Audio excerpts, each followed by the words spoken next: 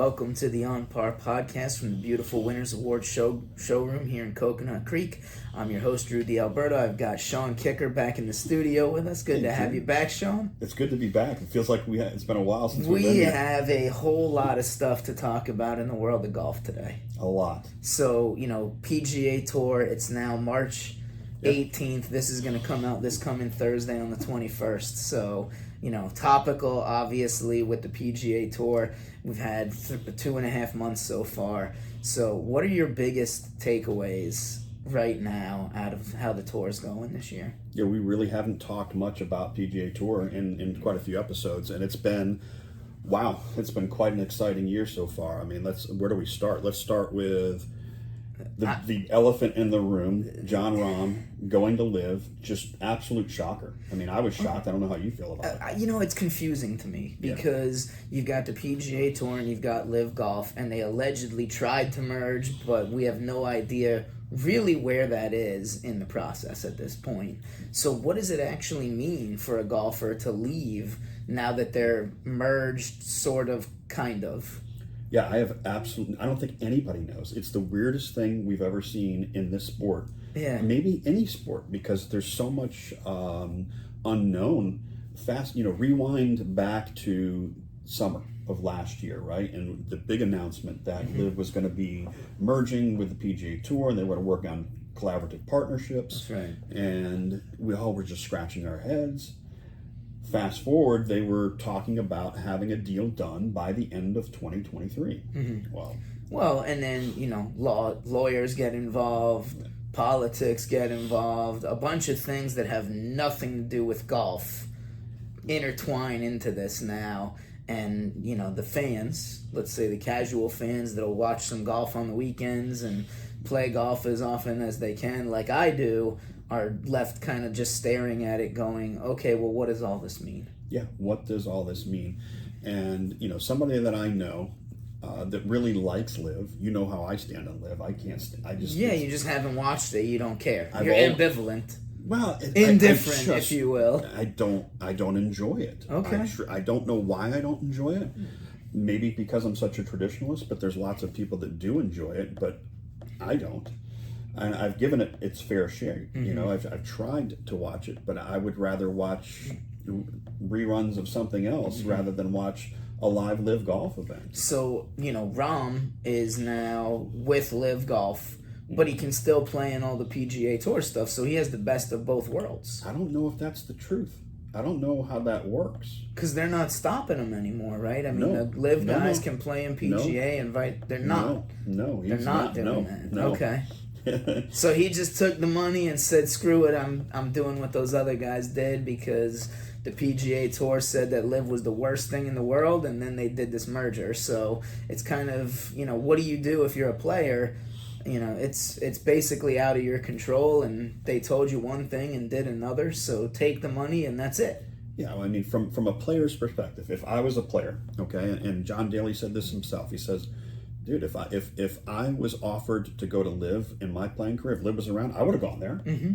I mean, of course. Mm-hmm. I get to play only 3 rounds versus 4 rounds. Mm-hmm. There's no cut. They're going to pay me all of this money, and there's only 14 events a year. And by the way, I can still play in the majors for the next couple of years as long as I continue to perform well in the majors. Why would I want to take that grind of playing on the PGA Tour week after week after week after week, and the expense of it? People don't understand how expensive it is to be a PGA Tour player in this day and age. The travel costs. It used to be when I was playing, you could drive your car from one location to another location to another location. Now, you're on one side of the country one week, you might be on the other side of the country the next week. Yeah. You might be in another country. And again, I mean, you're looking at it as from a player standpoint of, okay, well, look, they merged now, so I'm going to get the best of both worlds and get kind of, eventually it's going to be one league like every other sport has combined because that's what the fans want to see. And ultimately, they're all at the mercy of the fan, right? The guy who says, you know what, I want to see the best players in the world play each other because that's the whole point of professional sports in general. It is. And so going back to what I was talking about this person who's a LIV fan, he said, ultimately, what we're going to see here, the transformation of what's happening, is that all of the best players in the world are going to be on the LIV League. Okay?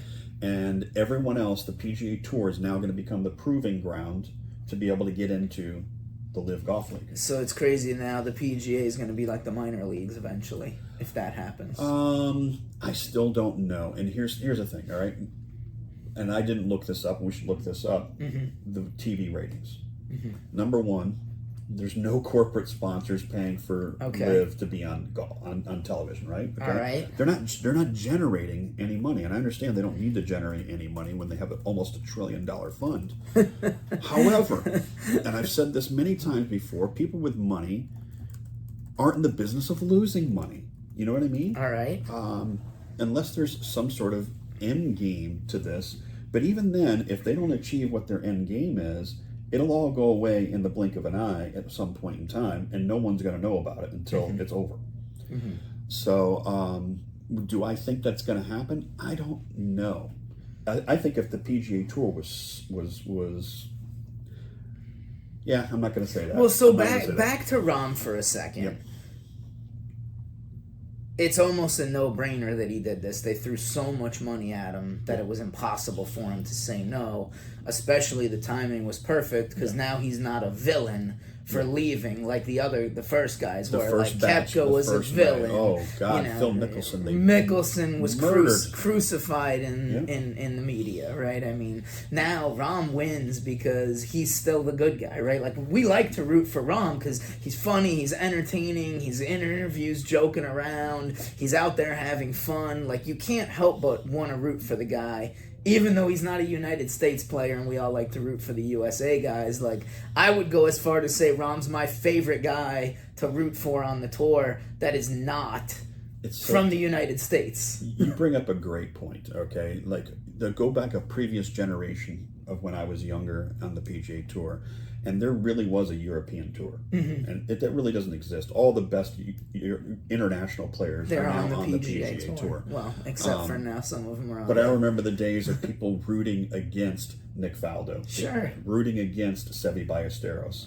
Rooting against, Bernhard Langer, if you can imagine that, who's as good a guy as possible, because they wanted an American to win. Sure. Now, when you said that about Jon Rahm, I don't even think of him as a Spaniard anymore. I love the guy. I love rooting for Jon Rahm. Yeah. I mean, the guy he's got a cool swing. He's just, and again, like he's out there having fun, kind of the way that I envision myself out on the golf course with my friends or my business associates or my coach or whoever. That's the way that I see Rahm, as like the fun-loving. And, people used to see Mickelson the same way until they vilified him.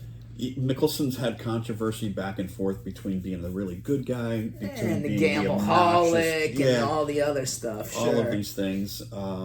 It's funny how you're either a Tiger fan or you're a Phil fan. Right. And there really wasn't two. There were two keys. Right. You couldn't be both. Yeah. You couldn't be like an Arnold Palmer fan and a Jack Nicklaus fan, but you couldn't be both. Right, and we can't have a golf podcast without still talking about Tiger. So let's get into a little Tiger stuff, because I mean when Phil won, it was the U.S. Open. When Phil won the U.S. Open at 50 years young, I was rooting for him like he was Uncle Phil. Yeah. Just because. So was everybody. I mean, I was involved. I was in it. I was sitting on my couch at home, eating a buffalo chicken slider and drinking a beer and rooting for Phil Mickelson to win. It was fun to watch, man. It really was. And now he's the big villain, and then you have Tiger, and Tiger. You either had to like Tiger or Phil. Okay, fine, we've established that. Mm-hmm. But then, Tiger's had his demons and his issues. Yeah, nobody likes to talk about that in the media. Nobody wants to highlight all of the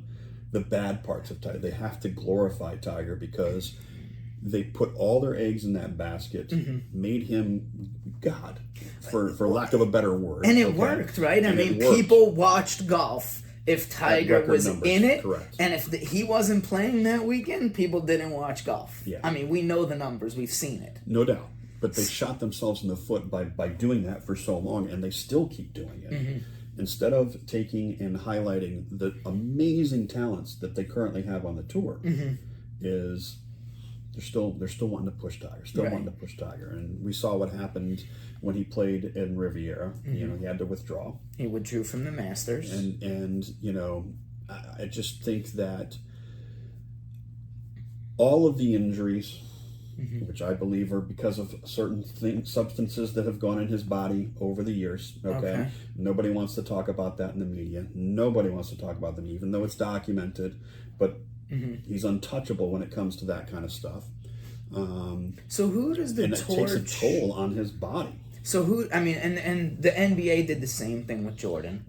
And then they did a great job of transitioning it to Kobe. And then they did a great job of transition. Whether you like Kobe or don't like LeBron or don't, it doesn't matter. They did a really good job of, even though the sport has been watered down, arguably, the NBA has been watered down over the years with changing of rules and all the other things that have changed. And we don't, you know, like, I don't know about you, but I don't really watch basketball anymore in the pros because it's not the same game we grew up watching. Golf hasn't changed. Golf is still, you know, get the ball in the hole, right? I Correct. mean, the game's changed tremendously. But the rules haven't changed ridiculously, right? I mean, the rules of golf, if you look at the rules of golf versus the rules of the NFL or rules of the NBA or rules of baseball or rules of hockey even over the last 50 years, those other sports, those other four major sports have changed their rules immensely,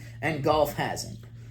Not nearly to the extent. So how does the PGA / LIV now transition from Tiger to who do they pass the torch to? Well, there's a ton of them out there right now. There's an absolute ton of them out there.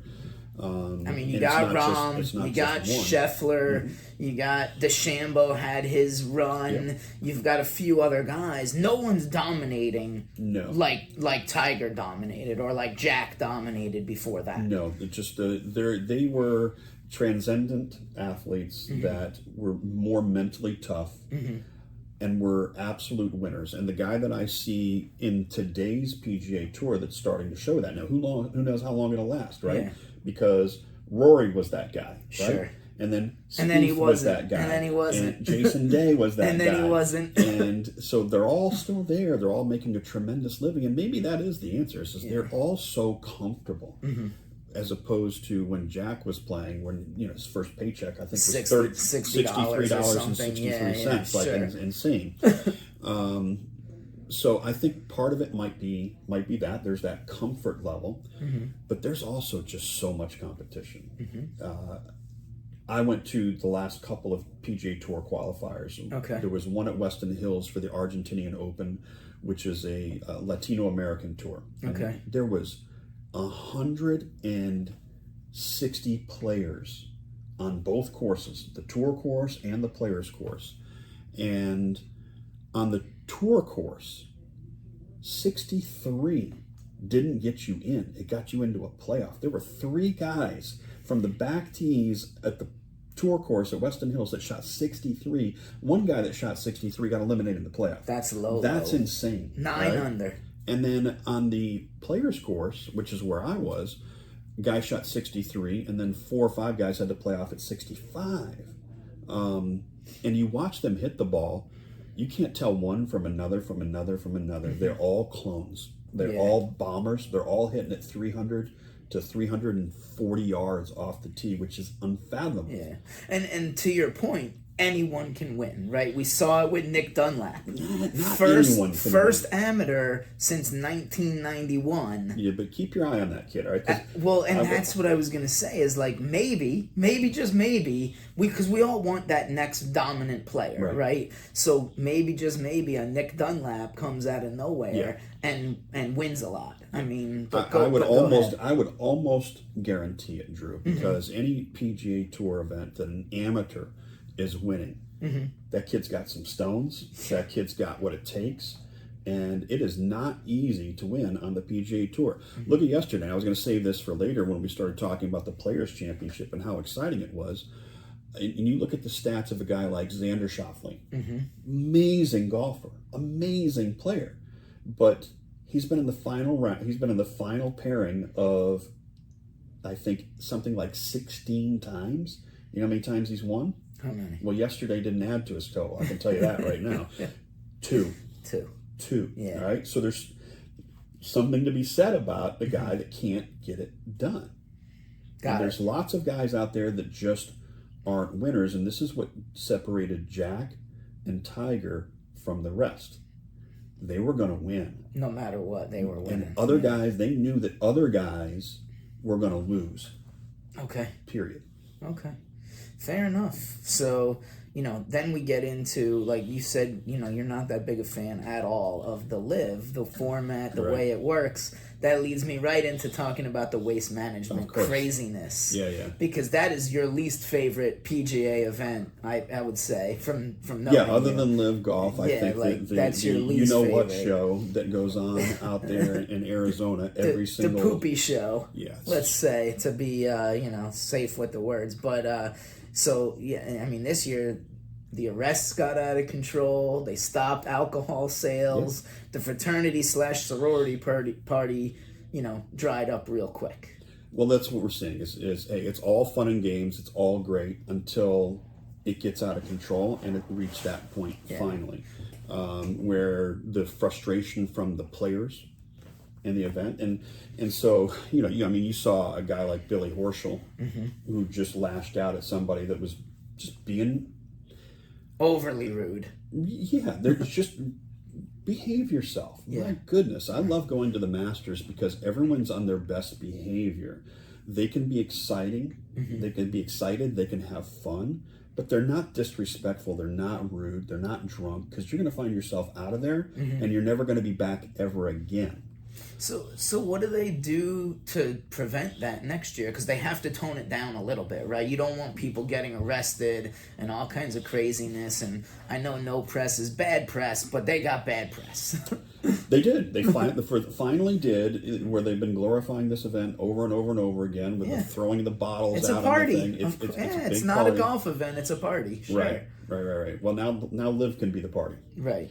And I think that what they do is they start scaling back. Look what's happened. We're in the midst of spring break right now. Miami Beach has been an absolute nightmare of a show for the last couple of years. Okay, and so what happens? You have to crack down. You have to take away the fun. I suppose what they're calling getting really drunk and seeing videos and reels of people stumbling through the mud and their drunken stupidness. I mean, we're not teenagers or in our 20s anymore either, so our idea of fun has changed. It has. Maybe that's it. I'm going to come across as the bitter old guy. But behave yourself, for God's sakes, at a PGA Tour event. That's all I'm saying. So I think that what you're going to see is they're going to have to scale back some of the stuff that has been acceptable that should never have been acceptable in the first place. So save the waste management. Then you got the Cognizant, which was going to be a great event. It really was. However, the rains came, and I was in the bear trap. It was a circus. Yeah. And I got there in the bear trap, and I positioned myself right behind the 16th green, watching some great shots. That pin position on Sunday was really tough. It was tucked right over the bunker. I don't think anybody was going to make birdie there, and from the rounds that came through, nobody made birdie. Yeah.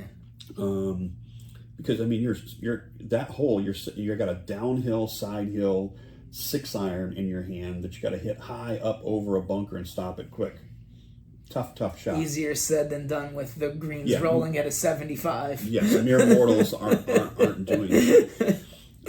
And so I was getting sprinkled on then, and then the rains just came, and we thought, all right, okay, it'll be all right. And then I just saw the 17th green of the bear trap was just completely underwater. It was like, where's the green? The green is gone because there's so much rain. What are you supposed to do at that point? I know. You have no so choice. I just had a feeling like, oh no, this is it's not going to end, and it didn't end. And so they finally did get the golfers out there at about 4:30, but they still had quite a few players to finish. I was supposed to play in the Monday after event. Stabbed me in the heart because I haven't gotten to play in that event. And that's a rough It's one. a special treat when you get to play the day after a PGA Tour event the conditions are unlike any conditions that you'll ever play anywhere. I mean, even the private clubs that you and I have played, some of the nice places, they're still not in that condition because you can't maintain those conditions with people for more than a week or time. 2 at a time. That's it. The course would die. So, yeah, that was a disappointment. And then you talk about a dominating performance after that at Bay Hill. You had Scheffler, and your words were he just ran away. He did. So just ran away with it. He is the guy right now that knows how to win, and everyone else at this point is going to have to prove that they can win too. Because this week, even when he had the neck injury in the middle of the either second or third round, he's getting treatment on his neck because he pulled something. And if you've ever had that happen, it sucks. It is excruciating pain, and you got to play in a professional golf event and win it by a landslide. That was that. Okay. I'm sorry. That was this week. Right. That was this week Right. at the Players Championship. At the Players, yeah. Which that was exciting. My goodness, that was. I stayed glued to the screen the whole time because I knew it was going to be a horse race. It was going to be a photo finish, and sure enough, Scheffler shoots 64. He was down on the leaderboard. It was going to be this battle between Xander Schauffele, and who's the kid that won the PGA Championship last year? Yes, Clark. Yes. And Harmon. No. Harmon was up there too. Yeah, Harmon was up there, the lefty. Yep. Who I sat there and watched him hit balls on the range at the Augusta last year, just striping it, absolutely striping it. And he's like your size, by the way. Okay. Like, he is not a big dude. Okay. And just pounding it it's out all there. About the 293. Technique. You got the right swing and you practice it, just like you've said 100,000 times on this show. So, what about this neck injury? Like, what do you see coming up for Scottie? I don't think it's a major thing. I think he's going to get some treatment for it. Lots of chiropractic and acupuncture and all that good stuff, massage therapy. Yeah. I'm not worried about him at all. All right. And then, of course, the PGA leads us right into the first tee. So what's going on new in the first tee? You got a big announcement today. Well, there's lots of big announcements. There's all kinds of stuff. And speaking of that, we're growing. That we've been growing. Yep. We grew the numbers tremendously in 2023. We're poised to grow even more in 2024. And so when you grow, your staff needs to grow as well. I mean, we used to be a one-man show when Jack Bloomfield was running First Tee Broward. It was just him. And he grew it to what it is. I've come in and I've almost tripled it. All righty. So now we're adding new staff. So we have our program coordinators, which are co-program coordinators now. Chris Cupp, PGA professional, has moved up into a program coordinator's role with conjunction with our previous program coordinator, Rob Frizzoco. All right. Rob's going to take care of the northern part of Broward County. Chris Cupp's going to take care of the southern part of the county.